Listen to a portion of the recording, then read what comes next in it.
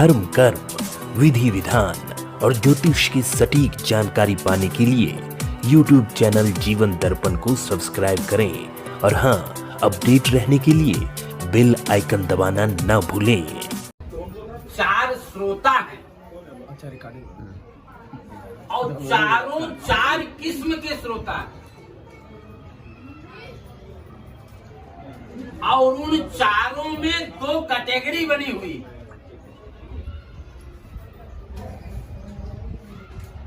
पहले श्रोता का नाम क्या है, इसको जान लीजिए। सदानंदो महाप्राज्य हो, सुदामा ब्राह्मणो ह्यभूत।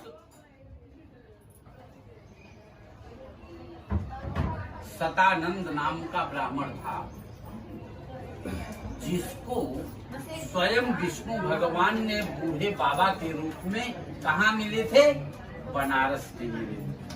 और वो ब्राह्मण अपना परिचय क्या दिया कि ब्राह्मणोति दरिद्रो हम भिक्षार्थम बब्रवे महीम उपायम यदि जानासि कृपया कथय प्रभो। मैं एक गरीब ब्राह्मण हूँ और मेरे जीवन में बड़ी गरीबी बनी हुई है। गरीबी को दूर करने के लिए यदि आपके पास कोई उपाय हो तो मुझे उपाय आप बता दीजिए। तो विष्णु भगवान ने कहा कि सत्यनारायण भगवान की पूजा करिए। सत्यनारायण की भगवान की पूजा करने से क्या बेनिफिट मिलता है? दुख शोकादि शमनम, धन धान्य आदि प्रबल धनम, सौभाग्यम संततिकरम, सर्वत्र विजय प्रदम। सबसे पहले तो जो सत्यनारायण भगवान की पूजा में एंट्री करता है उसकी चिंता समाप्त हो जाती है। जैसे अभी सुनील जी यहाँ बैठे हैं ना, अगर अपने दुकान पे होते तो कौन गाड़ी कहाँ लगावे की बात चिंता रहती न रह। यहाँ बैठे हैं तो सर्वम त्यक्त्वा हरिम भजे। दुख शोकादि शमनम, धन धान्य आदि प्रबल धनम। जब आपके मन से चिंता समाप्त होगी तभी धन धान्य की वृद्धि होगी। और क्या? सौभाग्यम संततिकरम। यदि सौभाग्यवती महिलाएं सत्यनारायण भगवान की कथा में एंट्री करती हैं तो उनकी पति की आयु बढ़ती। यदि संतान वाली महिलाएं सत्यनारायण भगवान की कथा करती हैं तो उनके संतान में धर्म की वृद्धि होती।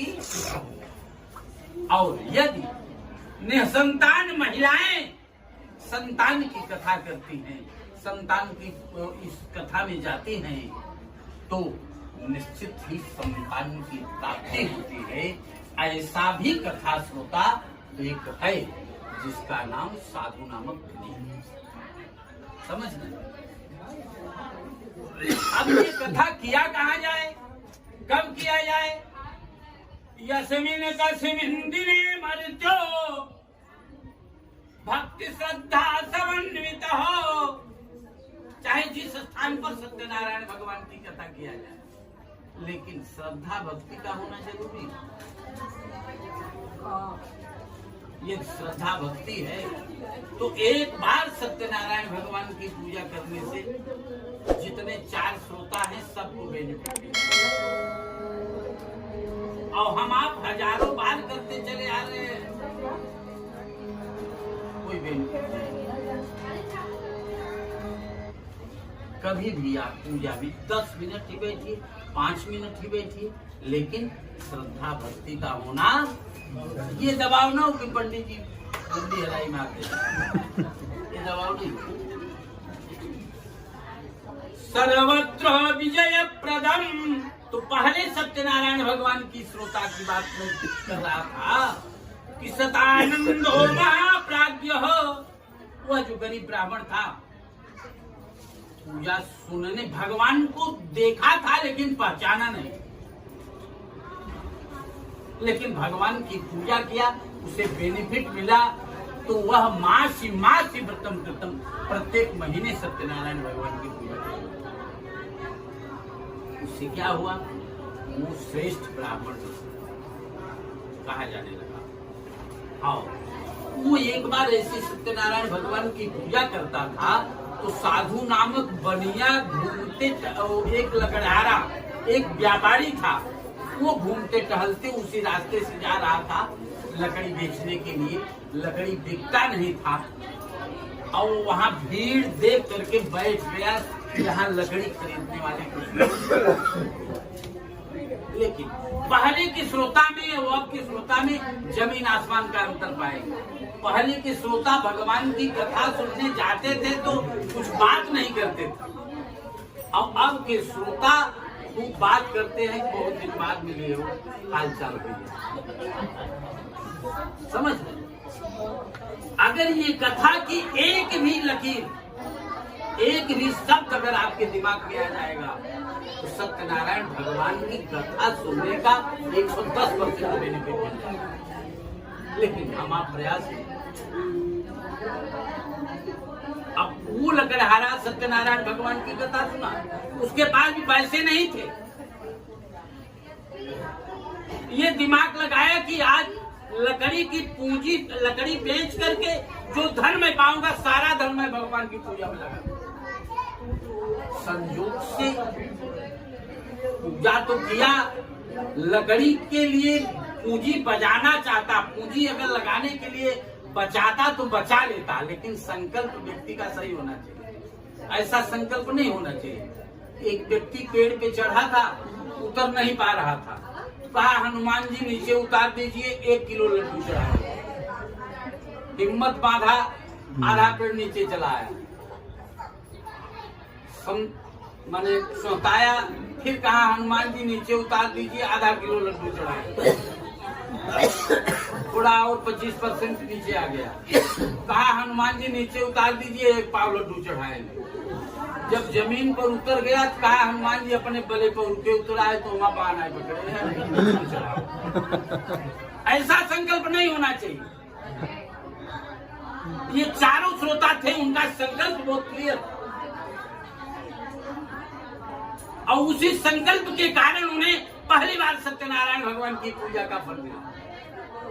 एक तो ऐसा श्रोता है, अरे कौन काऊ काऊ क्या है? भगवान की कथा दरवाजा बंद कर दे, उसे फल मिल गया। कौन जानते हैं? साधु नाम का बनिया, वो केवल संकल्प किया, केवल संकल्प किया कि यदि भगवान मुझे कोई संतान देंगे, उसकी शादी हुए कई वर्ष हो गए थे, कोई संतान देंगे तब मैं भगवान की पूजा करूंगा। भगवान ने भी दांव लगाया, उसको पहले घर में बेटी दे दिया, का नाम कला।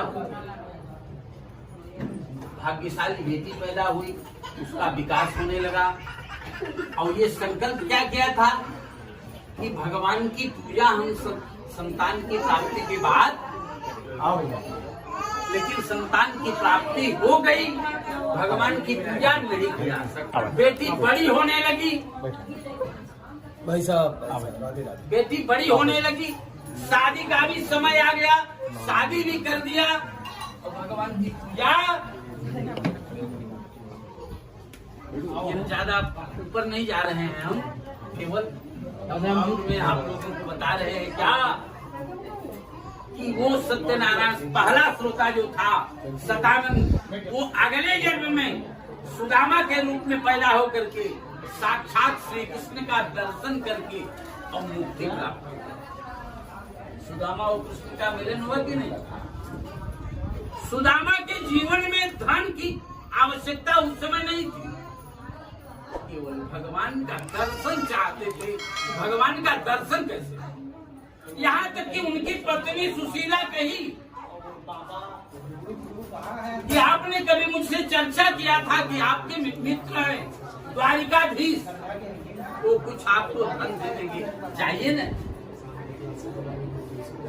सुदामा ने कहा नहीं, मैं धन मांगने के लिए भगवान के पास नहीं जाऊंगा, अपने मित्र के पास नहीं जाऊंगा, अगर भगवान से मैं मांगूंगा तो एक मजदूर हो जाएंगे, और मांगने की एक सीमा निश्चित है। कितना मांगो?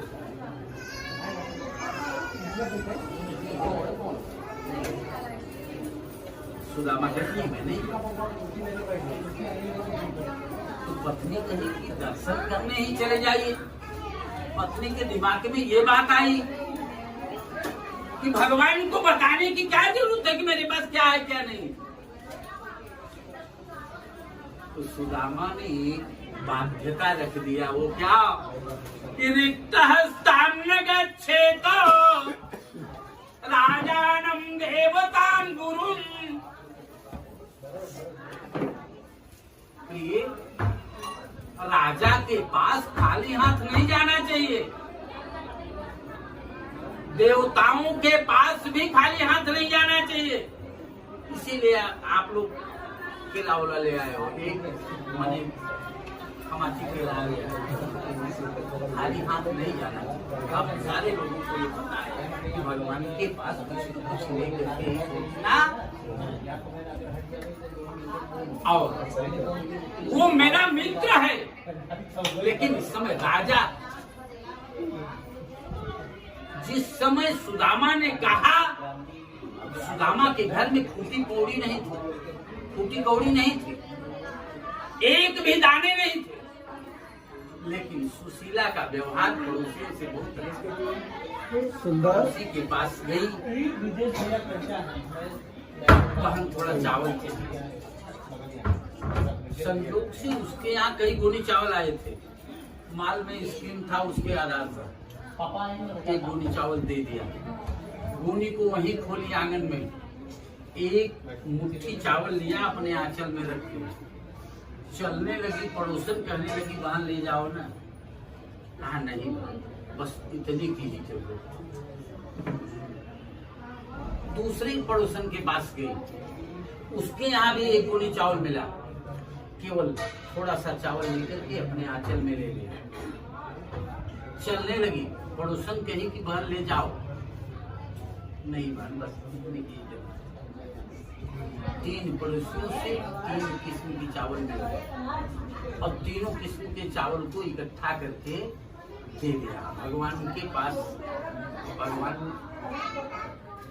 के पास गए। आप सब जानते होंगे, आप पढ़े लिखे होंगे, ज्यादा बताने की जरूरत नहीं। अब किसी रिश्तेदार के यहाँ अगर हम आप जाएंगे, अगर वहाँ काजू कतरी पा रहे हैं, तो पार्ले जी पैकेट में लेके अगर जाएंगे कि लड़कियों के दही देव कहीं भी, तो निकालने की हिम्मत पड़े? नेताजी मुड़ी हिलाओ, समझ रहे? तो भगवान की वैभव को देख कर सुदामा संकोच में पड़ रहे थे कि मैं ये कैसे दूं। तो भगवान ने क्या कहा जानते हैं कि पत्रम पुष्पम फलम तोयम यो मे भक्त्या प्रयच्छति तदहम उपहितम असनामि प्रयतात्मनः।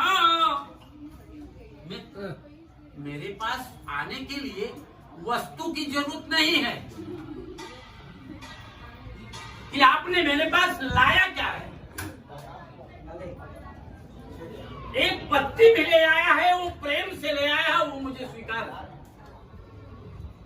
एक फूल ले आया है, प्रेम से ले आया, मुझे स्वीकार है। लेकिन हम केवल भाव दे चावल को जैसे ही अपने हाथ में लिया, सुदामा से तो पूछते हैं भैया कैसे हो? हाँ हाँ भैया बहुत अच्छे हैं।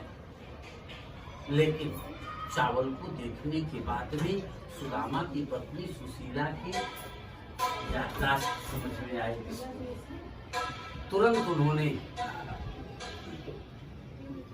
विश्वकर्मा को बुलाया, कहा कि जैसे सुदामा माने ये द्वारिका है, वैसे सुदामापुरी के अंदर निर्माण करा।